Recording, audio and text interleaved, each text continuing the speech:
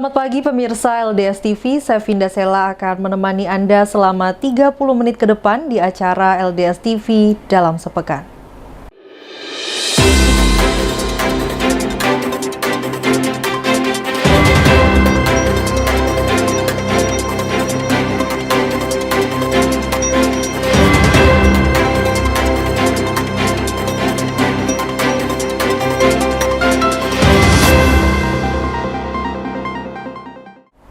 Pemirsa, kita merujuk ke berita yang pertama.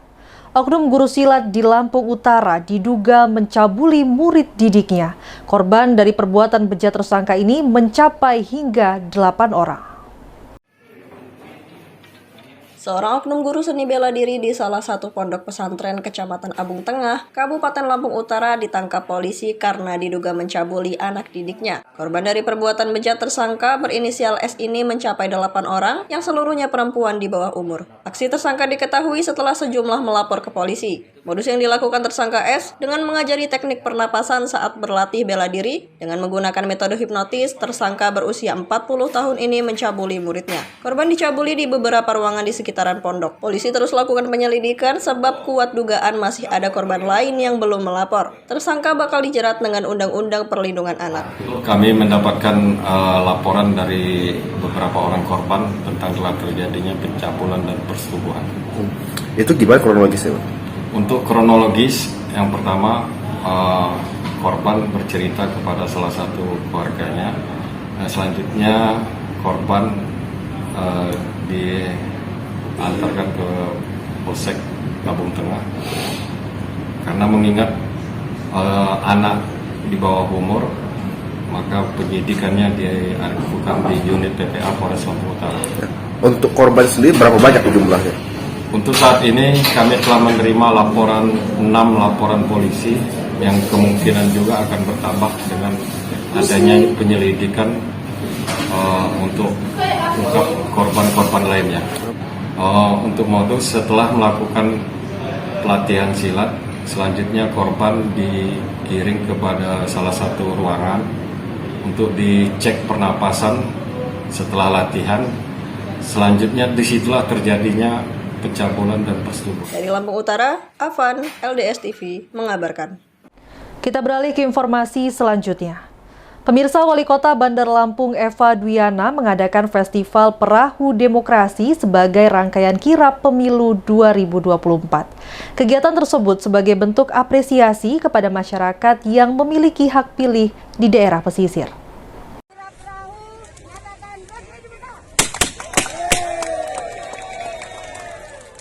Wali Kota Bandar Lampung Eva Duyana membuka kegiatan Festival Perahu Demokrasi yang digelar oleh KPU Bandar Lampung sebagai rangkaian kirap pemilu 2024 yang dilaksanakan mulai dari 28 Agustus sampai 3 September 2023 di daerah pesisir Bandar Lampung.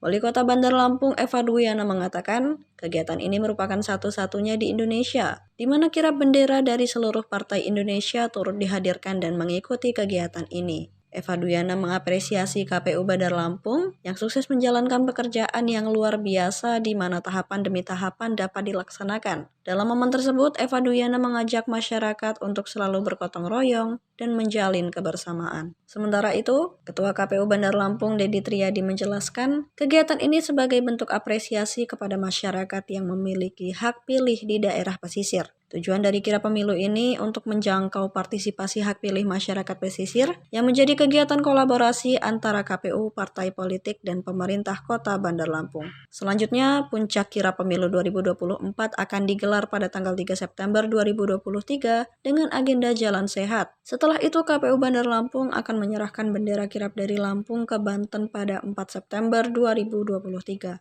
Dari Kota Bandar Lampung, kontributor LDS TV mengabarkan. Pemirsa, oknum Satpam yang mencabuli bocah TK di Kabupaten Lampung Utara telah dipecat dari tempat ia bekerja. Tersangka berinisial S tersebut adalah Satpam di kantor Kementerian Agama Kabupaten Lampung Utara.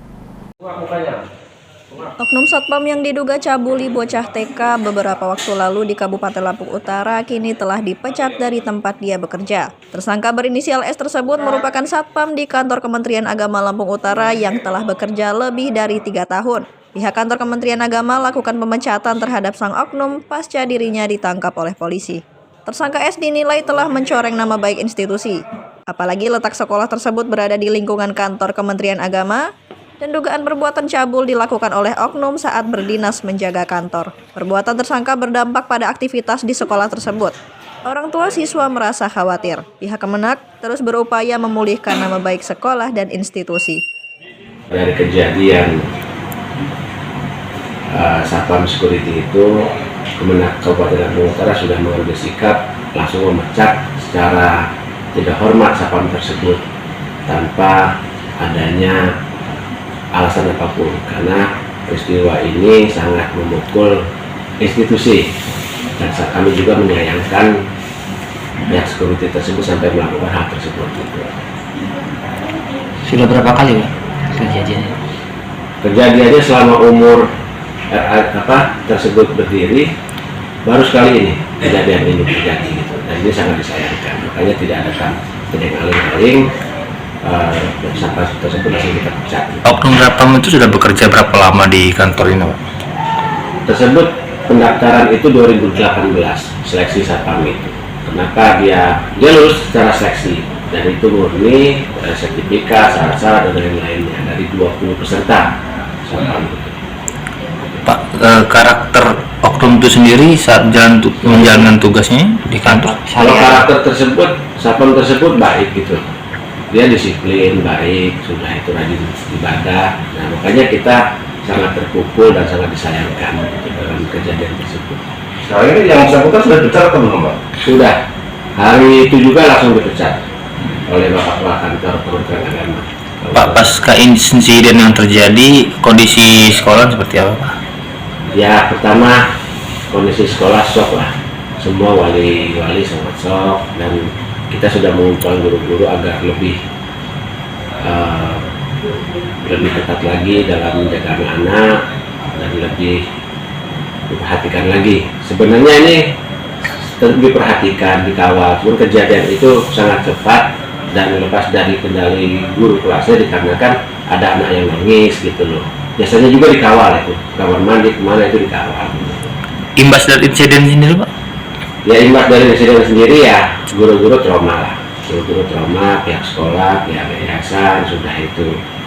Dan saya harap wali-wali murid juga banyak yang khawatir, tetapi kami dari pihak Kemenak sudah menyatakan dalam hal ini guru-guru agar lebih sigap lagi dan mengharapkan wali-wali murid agar tidak khawatir karena ini kejadian memang di luar nalar lah ya. Dari Lampung Utara, Afan, LDS TV mengabarkan.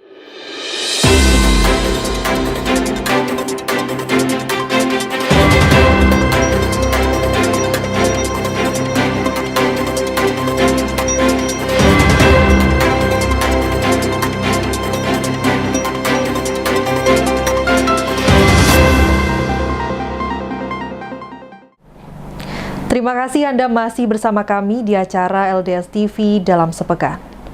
Pemirsa, demi terciptanya keamanan dan ketertiban di wilayah Labuhan Maringgai, Lampung Timur, anggota Polsek Labuhan Maringgai mengadakan kegiatan pengontrolan pos kamling. Selain melakukan pengecekan pos kamling, anggota juga berdialog dengan warga yang melakukan ronda malam. Demi terciptanya keamanan dan ketertiban di wilayah hukum Polsek Labuhan Maringgai, Polres Lampung Timur, pada Selasa pukul 1.30 dini hari, Panit Binmas dan Babin Kaptipmas Polsek Labuhan Maringgai mengadakan giat pengontrolan pos kamling di Desa Karyatani. Selain melakukan pengecekan pos kamling, Panit Binmas dan Babin Kaptipmas Polsek Labuhan Maringgai dengan penuh keakraban berdialog dengan para peronda, juga memberikan himbauan-himbauan akan pentingnya melaksanakan ronda malam. Dalam kesempatan tersebut, Panit 2 Binmas Polsek Labuhan Maringgai, Bribka Rohman Rio didampingi Babin Kaptipmas Desa Karyatani, Bribka Mahendra, mengapresiasi kepada masyarakat Desa Karyatani yang masih antusias melaksanakan pos kamling. Dengan begitu, setidaknya bisa menekan angka 3C, curanmor, curas, curat di wilayah Desa Karyatani, khususnya di Kecamatan Labuhan Maringgai pada umumnya. Ya, kalau giat kami selaku piket ada 8 orang dibagi di kantor 4 orang yang untuk ngontrol pakai mobil patroli, hunting 4 orang. Jadi kami ke arah Karya Tani, tadi ke Karya Makmur karena ada acara HUT desa, dan kami lanjutkan bersama 3 rekan lainnya itu kontrol pos kampling yang melaksanakan ronda. Ada berapa orang, ada berapa pos kampling. Alhamdulillah Karya Tani antusias masyarakat, semua pada melaksanakan pos kampling, dan wajar ada 1-2 orang yang lagi sakit. Tujuan sendiri Pak dari digiatkan pos kampling? Menekan tindak kejahatan baik itu curanmor C3, curanmor,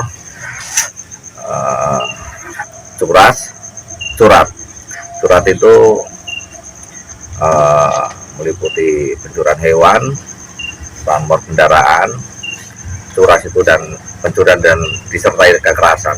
Minimal menekan angka 3C di Desa Karya Tani, khususnya di Kecamatan Labuhan Maringgai. Himbauan sendiri pada para masyarakat yang jaga ini seperti apa? Untuk kami dari kepolisian menghimbau kepada bapak-bapak yang lagi melaksanakan ronda malam, yang pertama jaga kesehatan, yang kedua waspada, antisipasi ada serangan juga dari luar. Hadir dalam kesempatan tersebut, Panit 2 Binmas Polsek Labuhan Maringgai Bribka Rohman Rio, Babin Kaptipmas Desa Karya Tani Bribka Bahendra, Babin Kaptipmas Desa Karya Makmur Bribka Budi, Kepala Dusun 4 Triyono, Kepala Dusun 2 Pamungkas, Ketua RT dan warga desa setempat. Dari Lampung Timur, Slamet Riyadi, LDS TV mengabarkan. Kita beralih ke informasi selanjutnya. Pemirsa, peringati hari jadi ke-47 warga desa Karya Makmur, Kecamatan Labuhan Maringgai, Kabupaten Lampung Timur menggelar karnaval kostum keliling. Peserta menampilkan berbagai macam kreasi dan beraneka ragam kostum yang sudah dipersiapkan. Peringati hari jadi ke-47 tahun Desa Karya Makmur, Kecamatan Labuhan Maringgai, Kabupaten Lampung Timur pada Senin 28 Agustus 2023 kemarin menggelar pawai keliling desa yang diikuti oleh seluruh elemen masyarakat, juga siswa-siswi pendidikan dengan menampilkan berbagai macam kreasi dan beraneka ragam kostum yang sudah dipersiapkan dari jauh-jauh hari. Terlihat para peserta pawai penuh dengan semangat dan rasa gembira mengikuti delman burung Garuda yang ditumpangi oleh Kepala Desa Karya Makmur, Nanang Wahono beserta keluarga, mengelilingi jalan lintas timur dan menjadi tontonan para pengguna jalan juga masyarakat Desa Karya Makmur dan desa-desa lainnya. Hadi Siswoyo, peserta pawai dari desa setempat yang menggunakan setelan penjual jamu gendong berjalan lemah gemulai seolah-olah seperti penjual jamu pada umumnya. Dirinya juga masyarakat bertekad untuk memajukan Desa Karya Makmur agar lebih maju dan bisa menjadi ikon di Lampung Timur dan bisa menjadi contoh untuk desa-desa lainnya. Bang, tanggapan sendiri dalam menyambut Desa Karya Makmur seperti apa nih? Alhamdulillah meriah. Kami bertekad untuk dapat memajukan Desa Karya Makmur supaya Desa Karya Makmur dapat menjadi ikon Lampung Timur dan dapat menjadi contoh desa-desa yang lain. Amin. Untuk rombongan ini siapa aja nih, Bang? Ini rombongan dari berbagai dusun yang ada di Desa Karya Makmur. Oke, makasih. Dari Lampung Timur, Slamet Riyadi, LDS TV mengabarkan.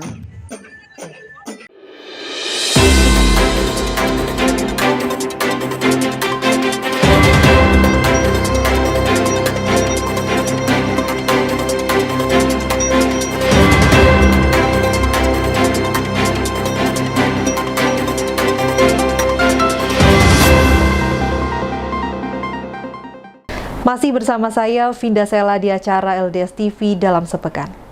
Pemirsa, Dewan Perwakilan Rakyat Daerah Kabupaten Lampung Tengah akan segera memanggil Dinas Pendidikan guna melakukan pendalaman terhadap kasus Sekolah Dasar Negeri 1 di Komering Putih, Kecamatan Gunung Sugih, yang diberitakan sebelumnya sekolah dasar terkait hanya menerima 3 orang siswa baru pada tahun ajaran 2023.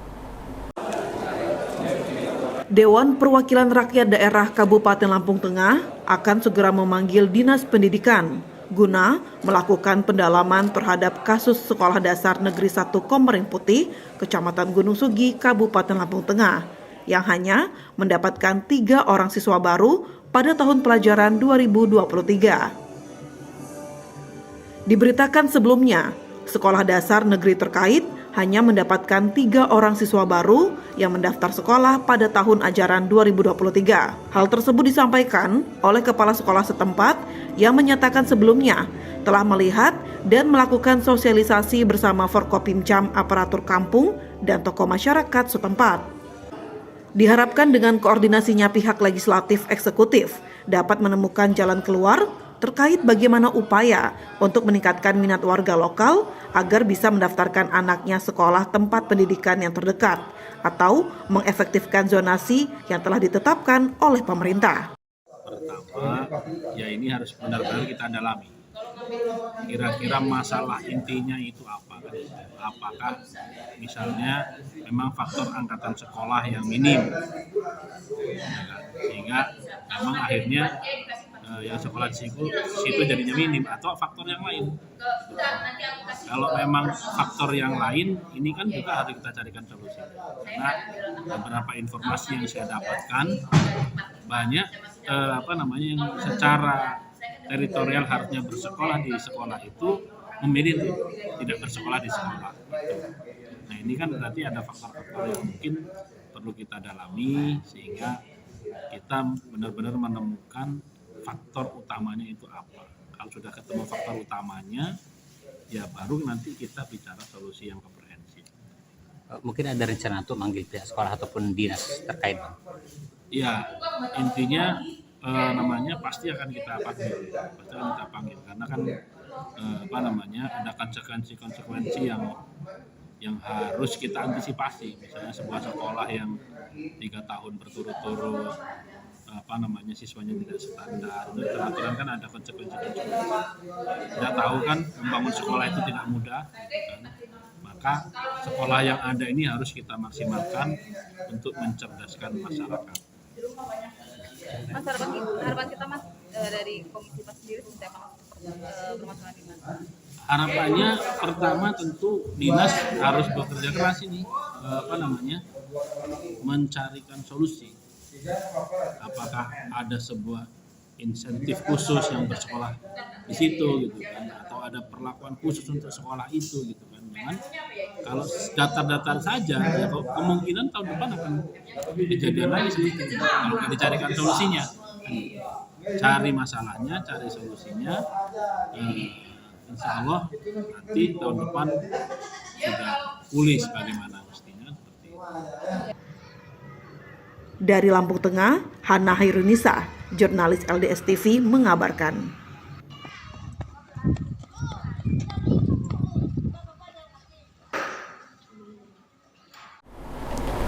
Pemirsa, polisi gagalkan penyelundupan ribuan burung di Pelabuhan Bakauni, Kabupaten Lampung Selatan.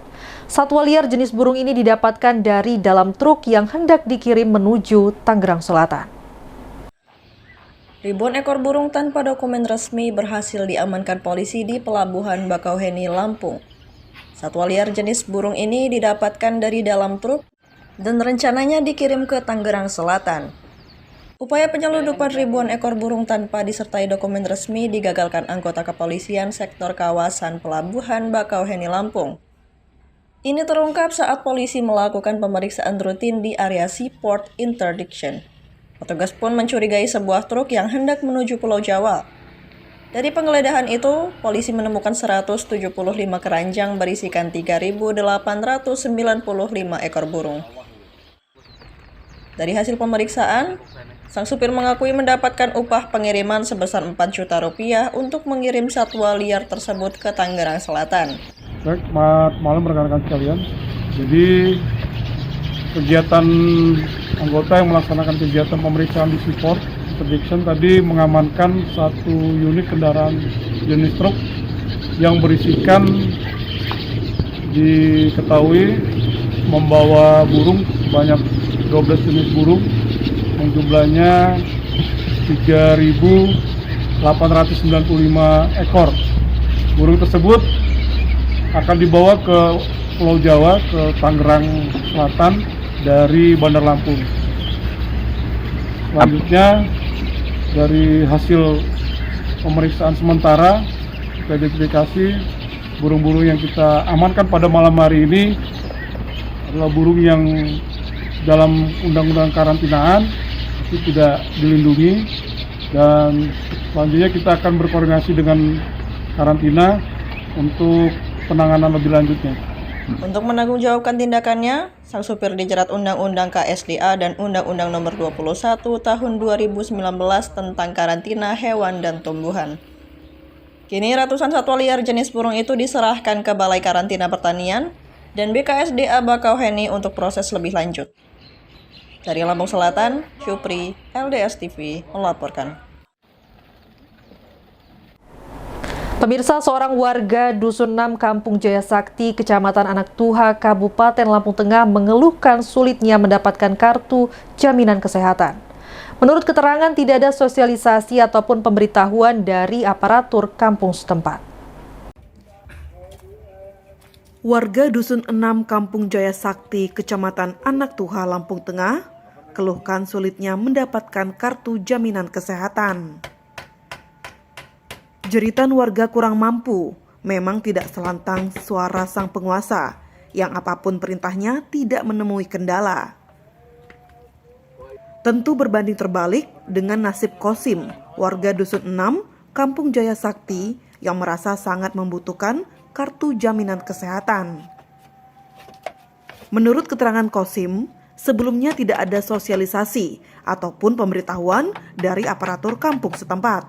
Apalagi Kosim, seorang buruh serabutan yang mengais sisa panen sawit milik warga atau meleles berondolan sawit, sangat mengharapkan kartu BPJS karena istri dan ibunya yang sedang sakit. Yang paling ditakutkan ya itu tadi, kalau seperti orang kecil itu, terutama BPJS kesehatan kalau kita sakit kan gitu.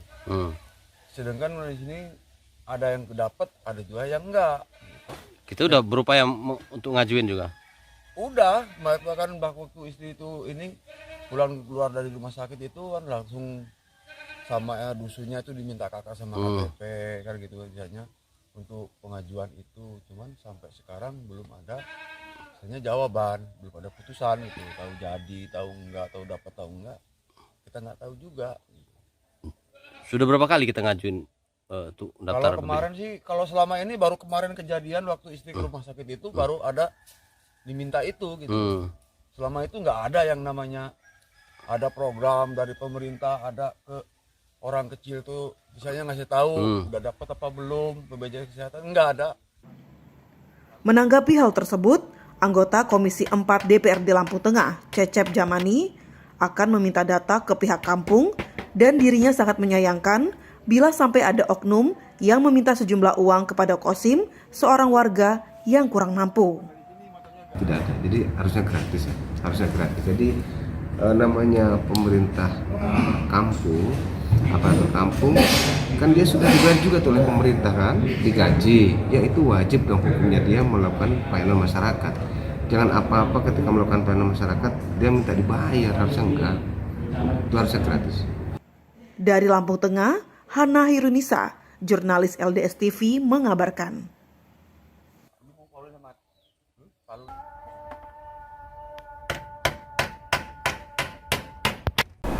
Demikianlah berita untuk hari ini. Nantikan berita selanjutnya di LDS TV dalam sepekan. Saya Vinda Sela pamit undur diri dan sampai jumpa.